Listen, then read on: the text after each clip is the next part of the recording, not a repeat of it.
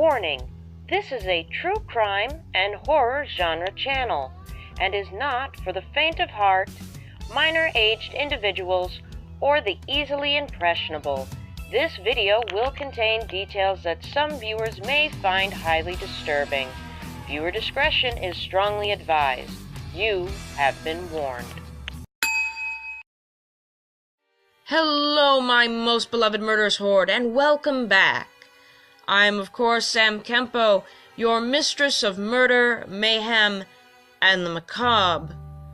And, of course, you all have met my little companion, Charlie.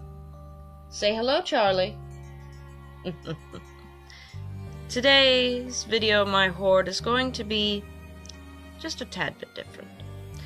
As we, as usual, will be divulging into the darkest depths of the human psyche, today we must discover why we must always be alert and wary of the shadows that creep just outside of our vision as we walk these blood-soaked streets at night.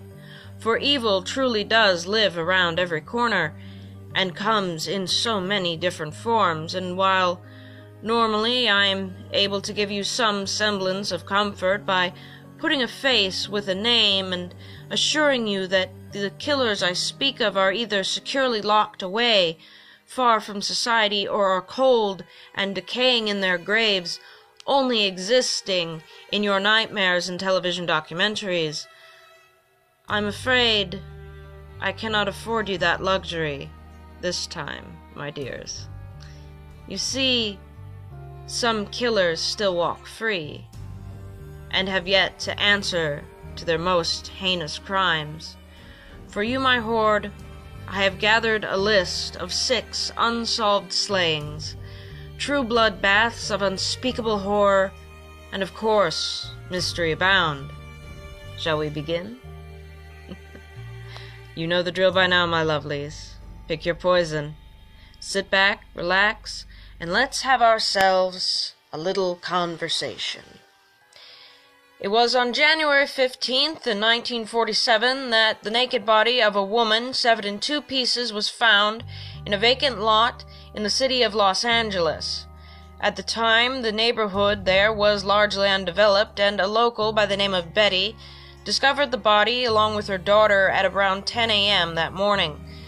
Now, initially they thought they had stumbled across a discarded store mannequin, but quickly realized that it was in fact a corpse, and she rushed to a nearby house and telephoned the police. That body was that of Elizabeth Short, an aspiring actress. Her body was severely mutilated and was completely severed at the waist and even drained entirely of blood, leaving its skin a pallid white, which would explain why she was first mistaken for a mannequin. Not only that, but one of her breasts had also been completely severed off, and her mouth was cut in what is known as a Glasgow smile, where the corners of the lips are cut all the way to the ear, giving the appearance that the dead is smiling broadly. This is also the same type of smile that the Heath Ledger's Joker also sported as well. Now, the medical examiners determined that she had been dead for around 10 hours prior to her discovery, leaving her time of death either sometime during the evening of January 14th or the early morning hours of January 15th. The body had also been washed by the killer, and Short also sported several cuts on her thighs, breast, and other areas where entire portions of her flesh had been sliced away. The lower half of her body was positioned about a foot away from the upper, and her intestines had actually been tucked very neatly behind her. The corpse had also been posed rather provocatively, with her hands above her head, elbows bent at right angles, and her legs spread apart. Now, an autopsy then showed that Short was about 5 feet 5 inches tall and weighed about 115 pounds, had light blue eyes, brown hair, and badly decayed teeth. There were also ligature marks on her ankles, wrists, and neck, and an irregular laceration with superficial tissue loss on her right breast. The coroner also noted superficial lacerations on her right forearm, left upper arm, and lower left side of her chest. The sole witness of the murder had reported seeing a black sedan parked in the area during the early morning hours, but could provide police with little else. The only other evidence that was found at the crime scene was a heel print found amidst tire tracks and a cement bag that contained a bit of watery blood, but unfortunately the blood was by far too diluted to even say if it was Miss Short's or not. The combination of faulty witnesses and a lack of hard evidence surrounding the case greatly hindered its progress, and despite numerous allegations and leads over the years, the Black Dahlia's killer was never found or even a suspect named. Today, the Black Dahlia murder remains one of the oldest cold case files in LA, as well as the city's most famous. Our next mysteriously and unsolved slaying is known as the boy in the box. Also known as American's Unknown Child, the boy in the box murder has gone unsolved since its discovery of his body on February 25th in 1957.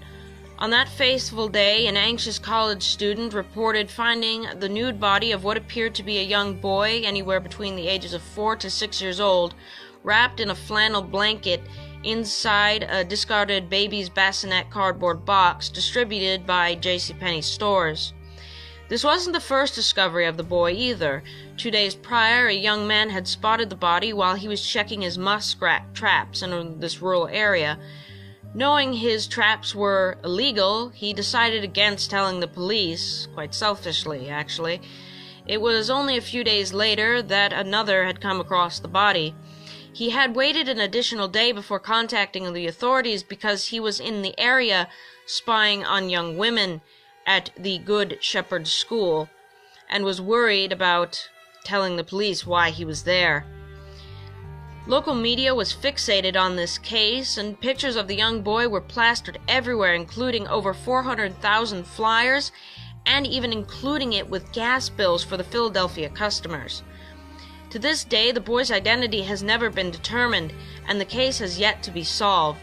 The boy was described as having blue eyes, fair complexion, medium to light brown hair, crudely cut as well, and possibly even cut after death, as there were still clumps of hair clinging to the body. His nails were noted as being neatly trimmed. He had deep bruises covering much of his body and face, and experts speculate that due to the cold weather, the child may have been lying in the box from anywhere from 2 to 3 days to 2 to 3 weeks. It was initially thought that it was in fact a promising case, as police were sure that someone would have reported the missing child, or that his photograph distributed throughout the area would lead to the identity of the child or even the murderer themselves, but this never happened. Nobody reported a missing child that fits his description, and the thousands of leads produced came to a dead end. Investigators then focused on the baby bassinet box that the boy was found in. It was one of 12 sold by a JCPenney store in the area. All but one were traced back to their owners. Even the boy's fingerprints and footprints came up negative when they were compared to a national database and local hospital records. The evidence, as I first said, the boy's hair was very crudely cut and located throughout his body, indicating that it was cut while he was deceased or naked or immediately before he died. His hands and feet were wrinkled, indicating that he had been submerged in water for an extended amount of time just before he died. The child may have had a chronic eye ailment. He had not eaten 2 to 3 hours before his death. The faded cheap flannel blanket he was wrapped in was made in either North Carolina or Quebec, Canada. It was also mass-produced and shipped to multiple locations. His esophagus contained a dark brown residue, possibly indicated that he had vomited shortly before death. He was severely malnourished, and cause of death was multiple blows to his head. The body was buried in a potter's field next to a tombstone that simply read, "Heavenly Father bless this unknown boy." Eventually, the boy's body was exhumed in 1998 for DNA, which was extracted from the enamel of a tooth. Efforts are completely underway to link this child to a relative by scanning it through a database. However, the DNA sequence is too small to produce a conclusive match with anyone. On November 11th of 1998, the boy was then reburied in a donated coffin at the Ivy Hill Cemetery, and a website was launched to keep the boy's memory alive and to help generate new leads. The possibility of this 53-year-old crime of being solved is quickly vanishing, and the case remains open in name only. The police officers and investigators who tried to keep this case moving forward are passing away or are too old to continue pursuing the occasional lead that comes their way. Chances are that this individual or individuals who killed this young boy have since died and will never face justice for their crime. Experts agree that if this case had occurred 10 or 20 years ago, the crime most likely would have been solved. In 1957, police departments did not communicate or share information outside of their local areas, and media coverage was also limited to Pennsylvania and Delaware area. In today's age, this case would have been national news, and the information pertaining to the case would have been available in all cities and federal law enforcement agencies. However, hope still remains, as Court TV, 48 Hours, and America's Most Wanted have featured this case on recent episodes, and perhaps lead everyone has been waiting for will present itself. The next on our list is known as the Little Miss Nobody case. Little Miss Nobody was a name given to an unknown American girl whose body was found in Arizona on July 31st of 1960.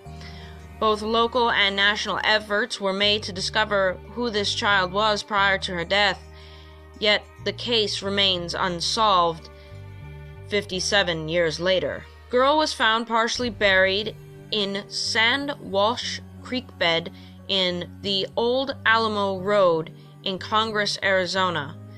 A local family who had been searching for rocks reported the remains, and it was determined that she had been dead for 1 to 2 weeks and that she also had a full set of baby teeth.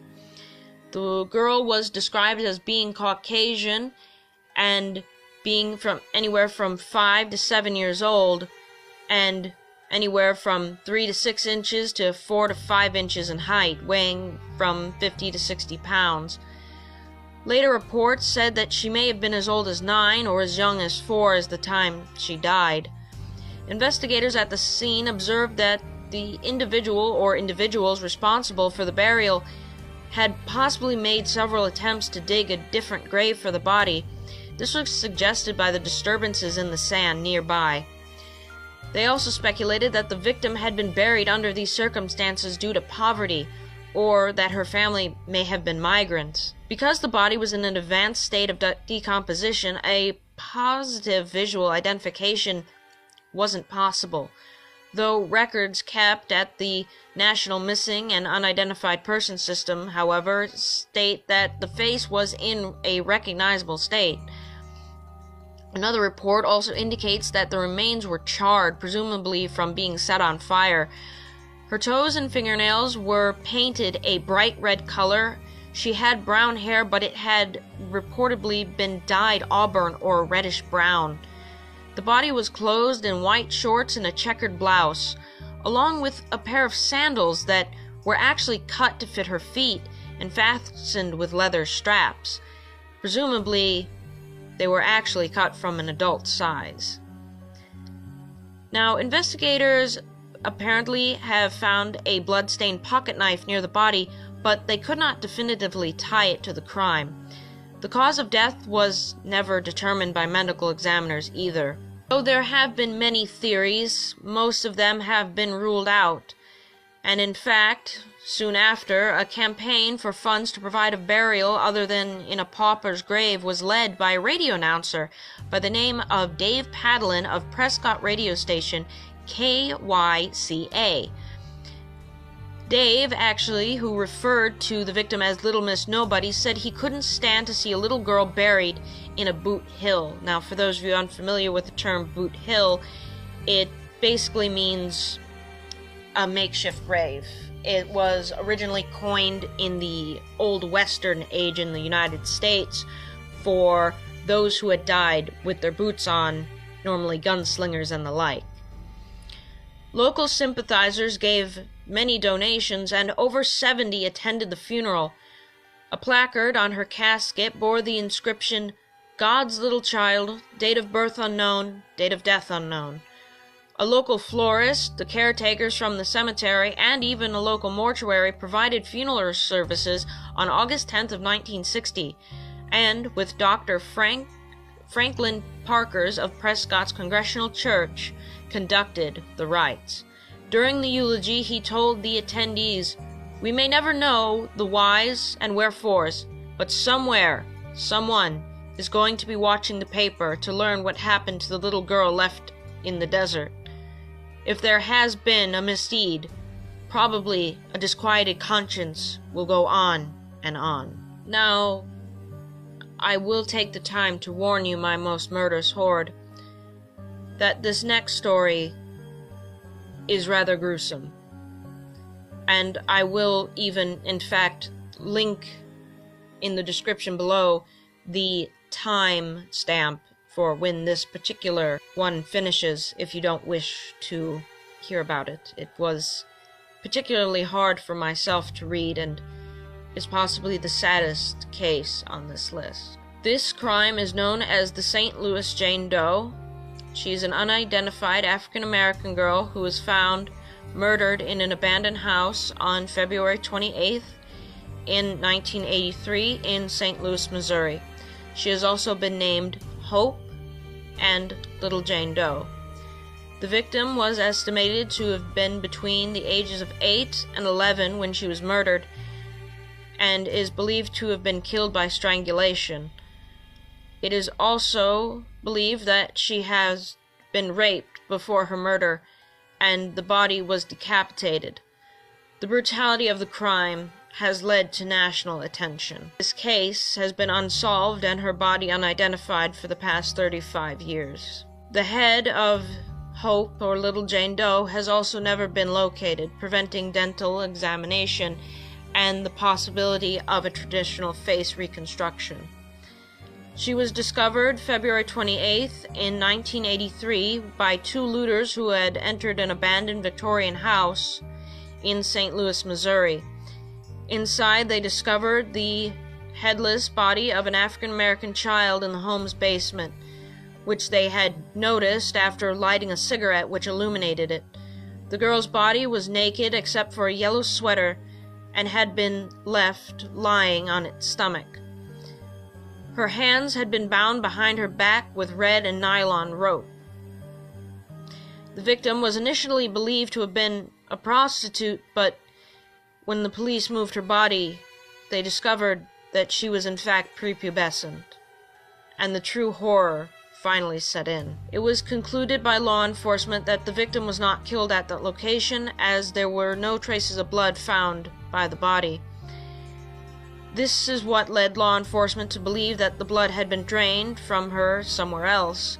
Her stomach was also empty at the time of her death. The Missouri Botanical Garden even performed mold tests on the body and determined that she had been killed within 5 days of her discovery. The child, having her wrists bound with a red nylon cord and her head completely severed very cleanly with a large blade, possibly a carving knife. As I said, she was between the years of 8 and 11 years old and was prepubescent and was also proved to have been raped. Her nail polish was actually a shade of red on both her fingers. Her head, as I said, was never found, but DNA information was collected. Because there were no distinctive marks or deformities on her body, there was really no way to tell her apart from literally anyone else. On top of that, no one reported her missing. No one was able to determine even if someone were to report her missing, as they had no distinctive marks to go by. 10 months after her discovery, her burial took place in December of '83. The child's sweater had actually been sent by law enforcement to a quote-unquote psychic, which even as a pagan, I don't believe in psychics, in Florida, who wanted to touch it and receive a psychic impression. However, the sweater was never returned and is presumed to be lost in the mail by the optimistic. I, however, truly do believe that in fact it was the killer or killers that had requested the sweater back, posing as a psychic, or perhaps someone with a rather sick kick. I'm a murder freak myself, but even I do not collect those things of the dead. 4 missing girls have been ruled out as the victim, and even the Northampton County Jane Doe from North Carolina was also ruled out as being the remaining parts of the body. She was also presumed to have been a victim of Vernon Brown, who had murdered several other young girls in a similar manner, but Brown was executed in 2005 and never confessed to murdering the Jane Doe despite efforts made by investigators. Her body was exhumed in 2013 in order to gain more forensics evidence and information about her, though the remains had been misplaced along with many other bodies in the Washington Park Cemetery due to the negligence of the cemetery's records, and she was in fact not found until about mid-June. The remains were located using camera collaboration techniques to determine precisely where a photograph of the casket had been taken the day of the burial. Test samples on her bones were undertaken and determined the area of the victim would have most likely lived in based on mineral content in her body. That actually produced the conclusion that the girl would have lived her entire life in one of 10 southeastern states, being Florida, Georgia, Alabama, Mississippi, Louisiana, Arkansas, Texas, Tennessee, or one of the Carolinas. However, the National Center for Missing and Exploited Children catalog entry alternatively lists a few Midwestern and Mid-Atlantic states such as Pennsylvania, Ohio, Michigan, Minnesota, Wisconsin, Indiana, and West Virginia. After her body was exhumed, the remains were reburied at the Cavalry Cemetery in the Garden of Innocence, which is a section of the cemetery designated for the unidentified deceased. Our next victim is also an unknown child, as many of them are in fact children of these unsolved slayings. This one is known only as Buckskin Girl. She was an unidentified female murder victim that was discovered in 1981 in Troy, Miami County, Ohio. She is known for her distinct hairstyle along with the tasseled suede jacket she wore. The victim may have been murdered by a serial killer who had killed many prostitutes or dancers in the area, although this specific case had no indication of sexual activity. This girl has been unidentified for over 36 years now. Discovery was within 36 and 50 hours of her death on Ohio State Route 55 near Greenlee Road in New Township, Troy, Ohio, after police responded to a call stating that a woman's body had been found alongside the road. A passerby had first noticed the victim's poncho and soon discovered her body. The body had been placed face down, and the victim had suffered trauma to the head, strangulation, and her shoes and socks were strangely absent from the scene. Authorities believe that she had been killed elsewhere and left on the road after her death.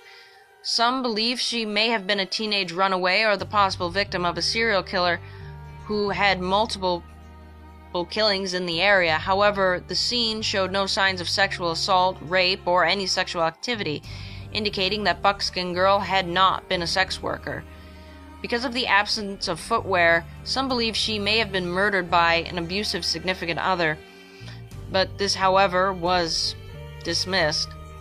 A retired investigator stated that the victim was not likely to have been from the area from which she was found. The young girl had reddish-brown hair that was braided into pigtails on both sides of her head.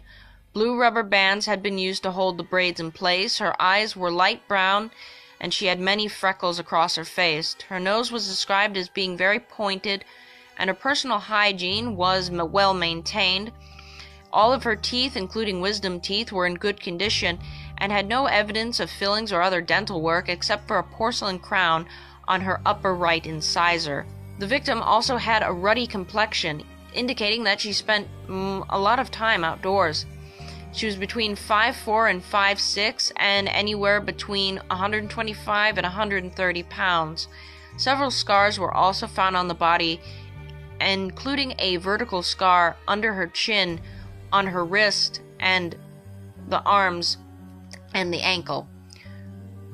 She wore Wrangler jeans and a patterned brown and orange turtleneck pullover sweater, and a deerskin poncho that appeared to have been handmade with purple lining.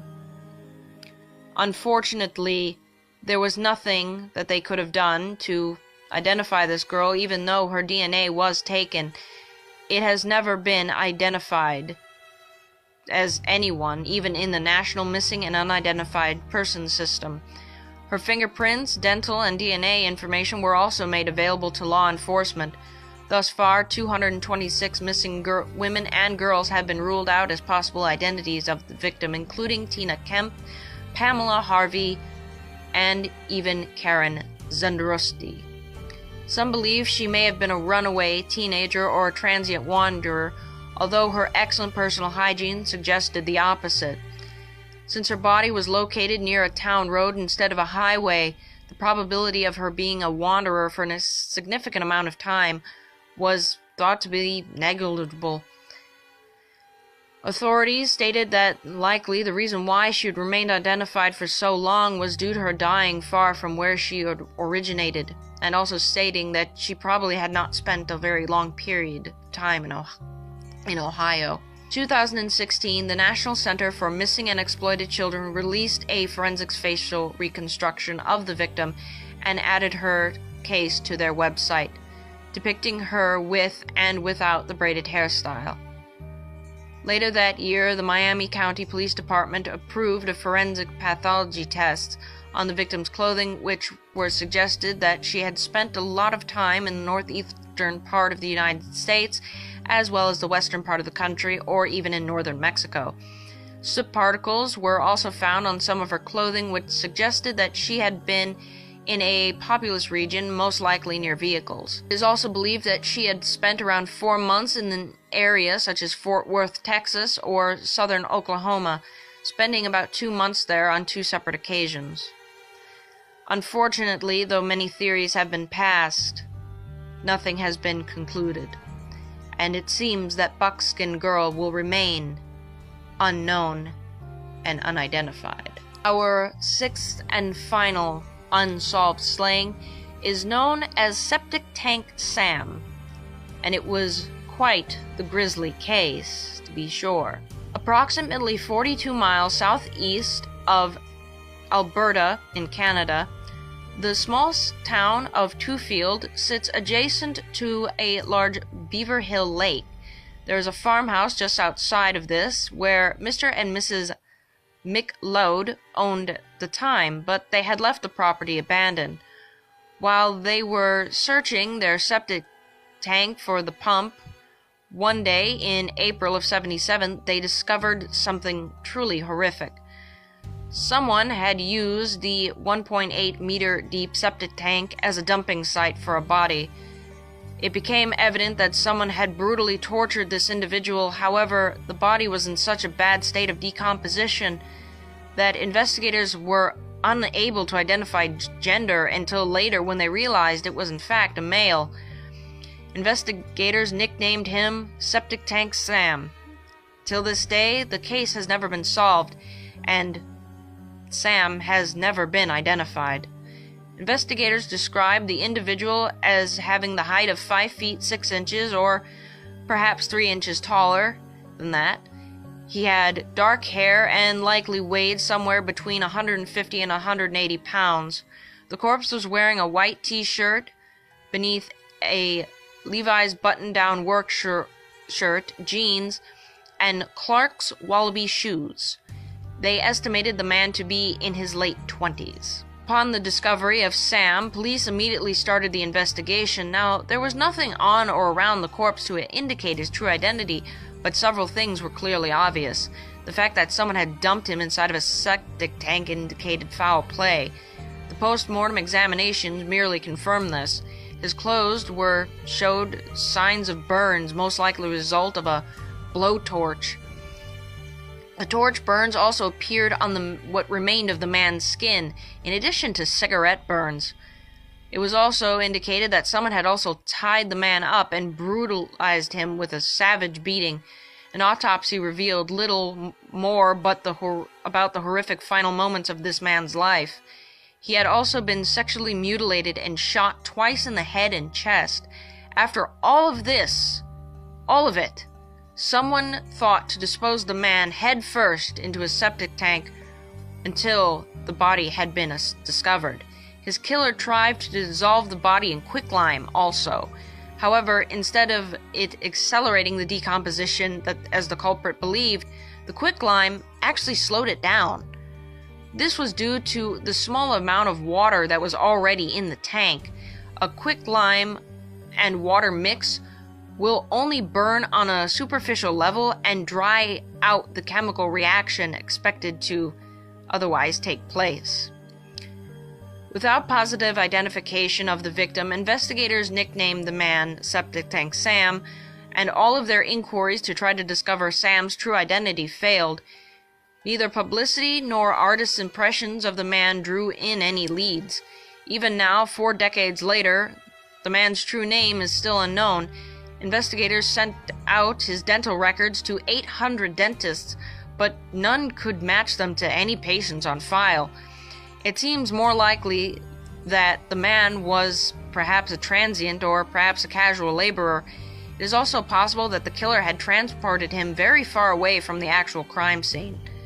His identity may be unknown, but we can summarize other details about this crime.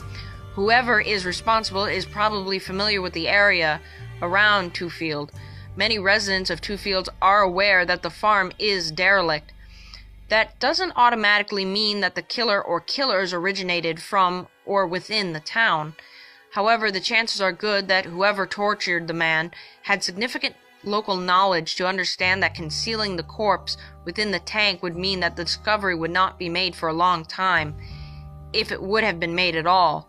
Scientists estimate that Sam had been in the tanks somewhere between 4 months to a year. Officers seem to have been at a loss as to where exactly to continue their investigation. Nobody knew who this man was, which in turn meant that identifying him was the responsibility of the officers and would make it much harder. Any motive was also open to interpretation. It is clear that someone clearly, desperately hated this man, enough to warrant such an intense violence and sadism, but who? Investigators did not have a crime scene to examine, so whoever did murder Sam did so at a location separate of the farmhouse and covered their tracks very well. During the autopsy, the possibility that Sam had an illness during his formative childhood years came to light. Indications from his teeth and bones may have meant that he had contracted some form of illness around the age of 5. 2 years after his discovery, investigators invited Dr. Clyde Snow to help with a possible identification. Sam was exhumed and Dr. Snow took 125 measurements of the skeleton. He input the data into a computer program. This work led to a pair of conclusions: that Septic Sam was actually 7 years older than originally thought, and he also may have been a Native American. Concerned that this might have been a factor into the lack of positive identification, investigators revised the description. Sam was either a Native American or Caucasian between the ages of 25 and 40. 4 years later, the investigation had stalled again, despite many massive press releases and publicity. The Royal Canadian Mounted Police took the decision to release additional details in the hope of kick-starting their investigation. The killer had rolled Septic Tank Sam in a yellow bedsheet which they had tied with a nylon rope. Additionally, detectives revealed that Sam might have also been tied to a bed during the intense torture session. The work shirt, jeans, and one sock all had burn marks. The crotch of the jeans had also been cut with shears. None of this additional information brought the investigation any further, though. Local gossip could provide an answer to the mystery. At the very least, one of the explanations does seem to fit the facts. It also might explain the nature of Septic Tank Sam's injuries. He, of course, as the grapevine said, could have been a pedophile that someone had caught red-handed. And that is all the time I have for you today, my lovelies. There may not be many things worse than a brutal crime, except maybe a brutal crime that has yet to be solved, of course, and even I must admit that murder is always rather gruesome. But these last 6, I must say, are probably the most gruesome I have encountered thus far. I hope that you all have enjoyed this little tale of mine, my most beloved murderous horde. And to show some solidarity with the victims and to also possibly help the cases themselves, I will link the missing persons website along with the website for the missing and exploited children's. So perhaps if any of my subscribers or anyone who you share this video with recognizes or may have any clues as to who these people are or what happened to them, I do strongly suggest you contact your local authorities or the authorities responsible for the crimes. Remember, blessed be, and stay classy.